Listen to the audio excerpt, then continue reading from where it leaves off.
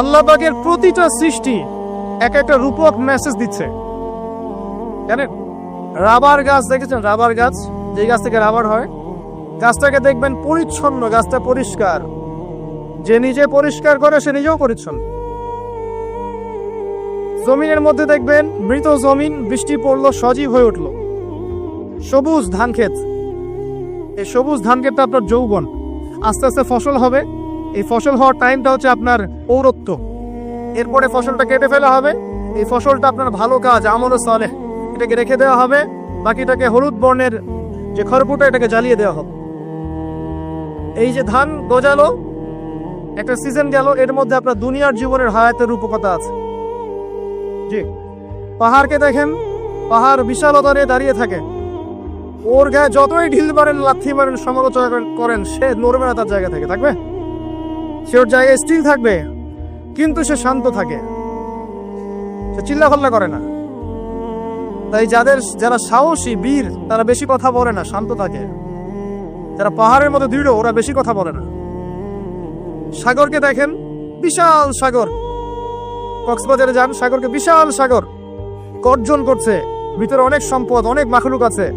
আপনি সামনে গিয়ে দাঁড়ান, বিনয়ের সাথে আপনার পা ধুয়ে দিবে, কোনো অহংকার করবে না। প্রতিটা সৃষ্টি আল্লাহ পাকের এক একটা মেসেজ দেয়। ঠিক মেয়ে মানুষও একটা মেসেজ দেয়। কি মেসেজ? আল্লাহ পাক মানুষকে সবচেয়ে সুন্দর করে সৃষ্টি করেছেন, আর মানুষের মধ্যে মেয়েদেরকে সবচেয়ে বেশি সুন্দর করে সৃষ্টি করেছেন। আল্লাহ পাকের সবচেয়ে সুন্দর সৃষ্টি হচ্ছে মেয়েরা, এবং তারা খুব নরম হয়, নরম, প্রজাপতি ধরার মতো। প্রজাপতিকে ধাপ করে ধরতে পারবেন না আপনি, শক্ত করে ধরতে গেলে প্রজাপতি নষ্ট হয়ে যাবে, মরে যাবে। প্রজাপতিকে কোমল ভাবে ধরতে হবে। ঠিক মেয়েদের সামনেও আপনার কোমল থাকতে হবে। বেশি হার্ড হতে যাবেন, শেষ। আমি আপনার গার্লফ্রেন্ডের সামনে কোমল হতে বলি নাই, আপনার ওয়াইফের সামনে হতে বলেছি। কোমল থাকলে আপনি জিতে যাবেন। দেখবেন দুনিয়া চিল্লা ফাল্লা করছে আপনার বাসায়, আপনি চুপচাপ আছেন, পাহাড়ের মতো কোমল আছেন। 5 মিনিট পর দেখবেন নিজেই ঠান্ডা হয়ে এসে বলছে, আচ্ছা সরি, ভুল হয়ে গেছে। আর যদি আপনি চিল্লা ফাল্লার কাউন্টার দিতে যান, তাহলে দেখবেন সুটকেস গোছানো শেষ, বাবার বাড়ি চলে গেছে। ডিল করা খুব ডিফিকাল্ট। এখানে আপনাকে খুবই সবরের পরিচয় দিতে হবে। আল্লাহ পাক বোঝার তৌফিক দান করুন। আর আমরা মা বোনদেরকে রিকোয়েস্ট করব, 4টা মূলনীতি মেনে কাপড় চোপড় পরবেন। আপনার কাপড়টা এমন হবে না যে কাপড়টা পরলেও অঙ্গ প্রত্যঙ্গ দেখা যায়, বোঝা যায়, এমন হবে না। কাপড়টা এমন হবে না এত টাইট ফিটিং যে আপনার অঙ্গের উঁচু নিচু অবয়ব বোঝা যায়, এমন হবে না। কাপড়টা এমন হবে না যেটা অমুসলিমদের পোশাক, আর কাপড়টা এমন হবে না যেটা পুরুষদের পোশাক। এই মূলনীতিগুলো মেনটেন করে কাপড় পরবেন ইনশাআল্লাহ। এছাড়াও মেয়েদের কথায় পর্দা আছে, চলনে পর্দা আছে, ওঠা বসায় পর্দা আছে। নামাজ পড়ার সময় তাদেরকে কিছুটা শালীনভাবে নামাজ পড়তে হয়। তাদের চোখের দৃষ্টির মধ্যে পর্দা আছে। এগুলো কে শিখাবে এখনকার মেয়েদেরকে? সবসময় বিজি দেখবেন নতুন কোন সিরিয়াল আসছে, নতুন কোন ফ্যাশন আসছে, নতুন কোন পার্লারে কি আসছে, কোন কাটিং আসছে, কোন নায়িকা আসলো, ও যে বাংলাদেশে কোন এক নায়িকা আসছে, তাই নিয়ে মিডিয়াতে এমন তোলপাড়, মনে কি নাকি একটা অবস্থা। আল্লাহর কাছে তোমার কি মূল্য আছে? হে, আল্লাহর কাছে তোমাদের কি মূল্য আছে? তোমরা কি 5 ওয়াক্ত নামাজ পড়ো? তোমরা কি পর্দা করো? তোমাদের মধ্যে হায়াবোধ কিছু আছে? তোমরা মানুষকে ভালো কিছু শিখাও, সমাজকে ভালো কিছু দাও, শালীন কিছু দাও। আল্লাহর কাছে তোমাদের কি মূল্য আছে? নবী সাল্লাল্লাহু আলাইহি ওয়াসাল্লাম তো জাহান্নাম দেখে এসে এই কথাটাই বলেছেন, আমি জাহান্নাম দেখে আসলাম, সেখানে বেশিরভাগ অধিবাসী হচ্ছে মেয়ে, নারী। কি কারণ? তারা এমন কাপড় চোপড় পরে বাইরে ঘুরতো, যে কাপড় পরেও তারা নগ্ন থাকতো। আমি কি ব্যাখ্যা করতে হবে? আপনি দেখতে পারেন না? এবং তারা স্বামীর সাথে কুফরি করত। সারা জীবন স্বামী যদি তাদের ভরণ পোষণ দেয়, ভালোবাসে, মহব্বত করে, তাদের জন্য জীবনটা ক্ষয় করে ফেলে, এক পর্যায়ে গিয়ে বলবে, সারাটা জীবন তোমার কাছে কিছুই পাইলাম না। বাস্তব। এগুলোর কারণে মেয়েরা বেশি বেশি জাহান্নামে যাবে। এবং তারা মানুষ মারা গেলে মাতম করে, বুক পিঠ চাপড়ায়, এই কারণে যাবে। এবং তর্ক লাগলে অভিশাপ দেবে, সেই কারণে যাবে। আল্লাহ পাক আমাদের মা বোনদেরকে হেফাজত করুন। তবে একটা হাদিস আছে সুসংবাদের।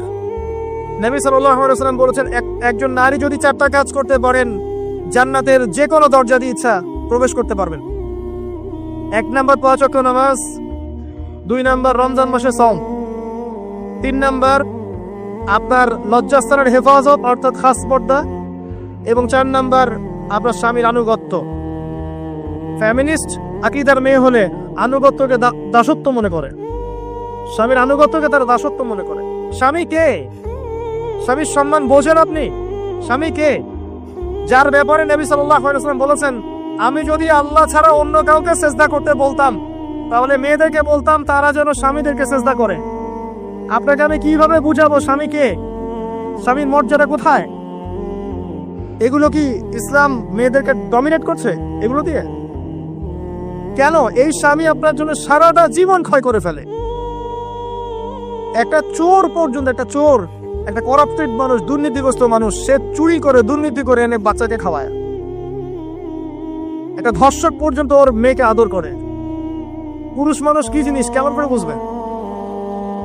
সারাটা জীবন ক্ষয় করে ফেলায়।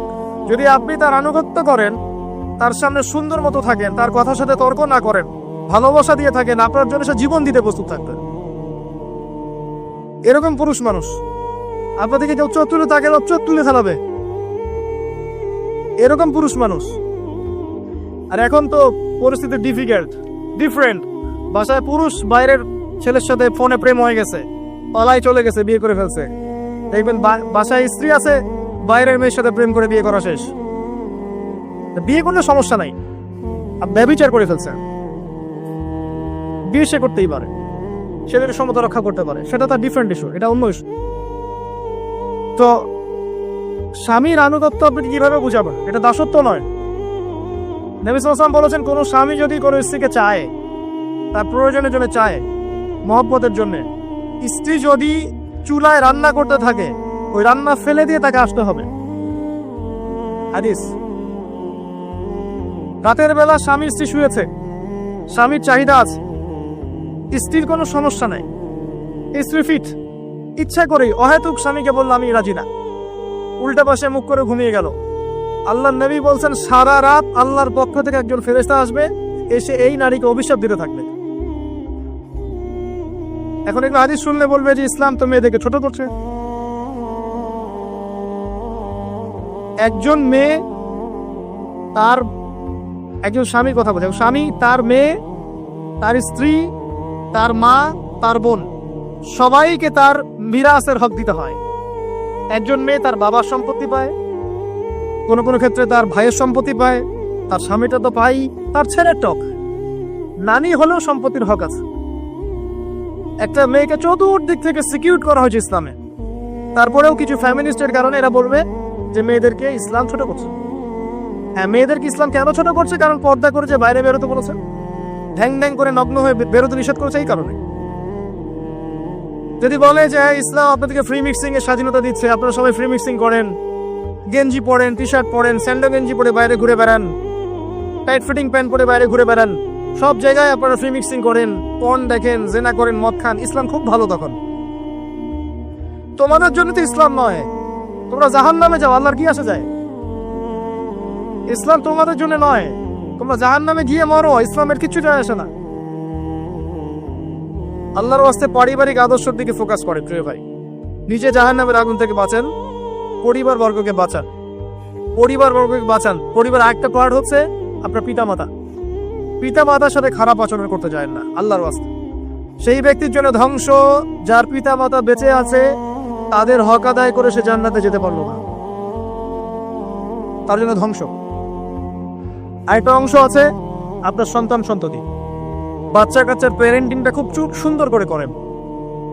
যখন আপনি স্ত্রীর সাথে মিলন করতে গিয়েছেন তখন দোয়া পড়েন, আল্লাহুম্মা বিসমিল্লাহি আল্লাহুম্মা জান্নিবনি শাইতান ওয়া জান্নিবিশ শাইতান মা রাযাকতানা। আমার মনে হয় এখনকার জেনারেশন যেগুলো আছে ফাসেক, মাদক সেবন করে, পর্নোগ্রাফিতে আসক্ত, ইয়াবাখোর, স্মাগলিং করছে, চুরি করছে, হাবিজাবি, ধর্ষণ করছে, আমার মনে হয় না তাদের পিতামাতা তাদেরকে জন্ম দেওয়ার সময় দোয়াগুলো পড়েছিল। কারণ পিতামাতা এই দোয়া পড়লে ওই সন্তানকে শয়তান স্পর্শ করতে পারে না। সন্তান হবে, সন্তান ছেলে হোক মেয়ে হোক, আপনার এটা নিয়ে মন খারাপ করার কিছু নাই। একজন কন্যা সন্তানকে লালন পালন করে সৎপাত্রে পাত্রস্থ করলে এই মেয়ে পরকালে আপনার জন্য জাহান্নামের আগুন থেকে ঢাল হয়ে যাবে। যার কাছে দুইজন মেয়ে আছে, দুইটা মেয়েকে সে ভালো করে মানুষ করেছে, নবী সাল্লাল্লাহু আলাইহি ওয়াসাল্লাম বলছেন সে জান্নাতে আমার সাথে এমন করে থাকবে। এইভাবে কেউ যদি বিধবার দায়িত্ব নেয়, সেও নবী সাল্লাল্লাহু আলাইহি ওয়াসাল্লামের সাথে এইভাবে থাকবে। এতিমের দায়িত্ব নেয়, এইভাবে থাকবে। ফ্যান্টাসিতে ভুগছেন, একটা এতিম মেয়েকে বিয়ে করেন, একটা অসহায় তালাকপ্রাপ্ত মেয়েকে বিয়ে করেন, একটা বিধবা মেয়ে যার স্বামী মারা গেছে, কেউ নাই দেখার, তাকে বিয়ে করেন, তারপরে বোঝা যাবে আপনার মধ্যে কতটুকু দিন আছে। আর বর্তমান সভ্যতা আমাদের কি সমাধান দিবে? সবাই যদি দিনদার একটা করে ক্যাটরিনা খোঁজে, এতিম, এই বিধবা, এই যাদের দেখার কেউ নাই, এই মেয়েগুলা কি রাষ্ট্রের সম্পত্তিও থাকবে? এদের দায়িত্ব কে নিবে? পুরুষরা যদি দায়িত্ব না নেয়, কে দায়িত্ব নিবে? এখন কেউ যদি ওদের দায়িত্ব নিতে যায়, তখন তাকে আবার খারাপভাবে উপস্থাপন করা হয়, এই ব্যক্তির মনে হয় চরিত্র খারাপ। কিন্তু এদিকে বাইরে 10টা জেনা করে বেড়াচ্ছে, কোনো সমস্যা নেই, এগুলো কুস্কায়। এইসব জাহেলদের জন্য ইসলাম নয়। ইসলামের প্রতিটা বেসিক ফান্ডামেন্টাল মানবতার কল্যাণের জন্যই এগুলোকে ফরজ করা হয়নি। আপনি নফল, আপনার সামর্থ্য থাকলে আপনি করতে পারেন, না করলে কোনো সমস্যা নেই। কেউ যদি করে যে ইসলাম পরিপূর্ণরূপে পালন করার চেষ্টা করছে, এটার উপর আমল করার চেষ্টা করছে, তাহলে আপনি তাকে ক্রিটিসাইজ করছেন কেন? কি সমস্যা আপনার? আরেকটা পয়েন্ট হচ্ছে সন্তান সন্ততি। বাচ্চা কাচ্চাকে ছোটবেলা থেকেই মানুষ করতে হবে এমন ভাবে যাতে করে বড় হয়ে এরা এই উম্মার খালেদ এবং ওমর হতে পারে। বাচ্চা ছোট বাচ্চাকে আপনি ভালো খাবার দেন, মায়ের স্নেহ দেন, বাবা মার সাথে রাখেন, একটু গ্রাম্য পরিবেশে নিয়ে গিয়ে তাকে বড় করেন। কেন বলছে কথা? এখানে পরিবেশ সুন্দর থাকবে, সে দৌড়াবে, ধুলার মধ্যে, মাঠের মধ্যে খেলবে, সুন্দর ভাষা শিখবে। এরপরে তাকে ভালো প্রতিষ্ঠানে পড়ান। প্রতিষ্ঠানটা এমন হবে যে প্রতিষ্ঠানে জেনারেল শিক্ষা, ইসলামিক শিক্ষা একসাথে দেয়া হচ্ছে, সে সব শিখবে। আমার ছেলে কোরআনে হাফেজও হবে, আমার ছেলে ডক্টরও হবে, এভাবে করে তোলেন। আধুনিক হন, মাথাটা খাটান, ব্যাকগ্রেডেড মানসিকতা বাদ দেন। বিশ্বটা এগিয়ে গেছে, আমাদেরকে এগিয়ে যেতে হবে। একমুখী জ্ঞান দিয়ে আপনি কিচ্ছু করতে পারবেন না এই যুগে। দ্বিমুখী শিক্ষার একটা হারমোনিয়াস কম্বিনেশন দরকার। আমাকে কোরআন জানতে হবে, সায়েন্সও জানতে হবে, নাহলে আমি সায়েন্স দিয়ে কোরআনকে ব্যাখ্যা করতে পারবো না, কোরআন দিয়েও সায়েন্সকে ব্যাখ্যা করতে পারবো না। জানতে হবে, আমাদেরকে শিখতে হবে, পড়তে হবে, প্রচুর পড়তে হবে। বাচ্চাদেরকে ছোট থেকে বড় করেন এভাবে। আস্তে আস্তে গিয়ে দেখবেন তারা যখন কিশোর, তাদের বন্ধু বান্ধবের সার্কেল দিকে খেয়াল রাখেন। আপনি বাবা হিসেবে তার বন্ধুর মতো আচরণ করেন, মা হিসেবে তার সাথে বান্ধবীর মতো আচরণ করেন, তার সাথে ক্লোজ হন, তার সমস্যাগুলো জানার চেষ্টা করেন। তাকে ফ্রি মিক্সিং এর মধ্যে পড়াশোনা করতে দিবেন না, না হলে স্কুল লাইফে সতীত্ব হারিয়ে ফেলবে। অনেক সময় অনেক মেয়ে আছে স্কুল লাইফে সতীত্ব হারিয়ে ফেলেছে। আল্লাহ রাব্বুল আলামিন এই পৃথিবীর সবচেয়ে সুখী মানুষটাকে, এই পৃথিবীতে যার কোনো দুঃখ কষ্ট কিচ্ছু ছিল না, এই মানুষটাকে ডেকে নিয়ে আসবেন, ডেকে নিয়ে এসে জাহান্নামে ঢুকাবেন এক মুহূর্ত সময়ের জন্য, ধরেন 1 সেকেন্ড বা 1 ন্যানো সেকেন্ড। এরপরে বের করে নিয়ে আসবেন, নিয়ে এসে বলবেন পৃথিবীতে কি সুখে ছিলে? সেই ব্যক্তি বলবে সুখ কি জিনিস হে আল্লাহ আমি জানি না। আমি কি বুঝাতে পারছি ভাই? সুখ কি জিনিস আমি জানি না। আর আল্লাহ রাব্বুল আলামিন এই পৃথিবীর সবচাইতে কষ্টে থাকা মানুষটাকে ডেকে নিয়ে আসবেন, এনে জান্নাতে ঢুকাবেন, ঢুকে 1 মুহূর্ত সময় রাখবেন, বের করে নিয়ে আসবেন। বলবেন পৃথিবীতে কষ্টে ছিলে? সেই বান্দা বলবে কষ্ট কি জিনিস আল্লাহ আমি জানি না। এটাই সেই আয়াতের ব্যাখ্যা বলা যায়। আল্লাহ পাক বলেছেন কুল্লু নাফসিন যায়িকাতুল মাউত, প্রত্যেকটা নফস বা আত্মা মৃত্যুর স্বাদ গ্রহণ করবে।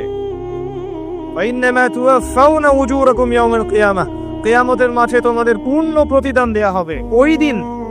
ওই দিন ফামান যুহজিহা আনিন নার ওয়া উদখিলাল জান্নাহ ফাকাদ ফাজ, সেদিন যাকে আল্লাহ পাক জাহান্নাম থেকে বাঁচাবেন, জান্নাতে প্রবেশ করাবেন, একমাত্র সে ব্যক্তি সফল, আর কেউ সফল নয়।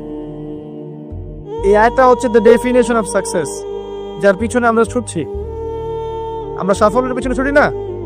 সফল হতে হবে, নিজের পায়ে দাঁড়াতে হবে, টাকা পয়সা করতে হবে, বাড়ি গাড়ি করতে হবে, ব্যাংক ব্যালেন্স করতে হবে, জমি জমা করতে হবে, একটা সুন্দরী গার্লফ্রেন্ড চাই, একটা স্ত্রী চাই, তাই না? আমরা সাফল্যের পিছনে ছুটতে চাই, আর আমাদেরকে বস্তুবাদী দর্শন শেখায়, এগুলোই সাফল্যের মানদণ্ড। তা আল্লাহ পাক এখানে বলছেন, যাকে জাহান্নাম থেকে বাঁচানো হবে আর জান্নাতে প্রবেশ করানো হবে, এই ব্যক্তি ছাড়া কেউ সফল না।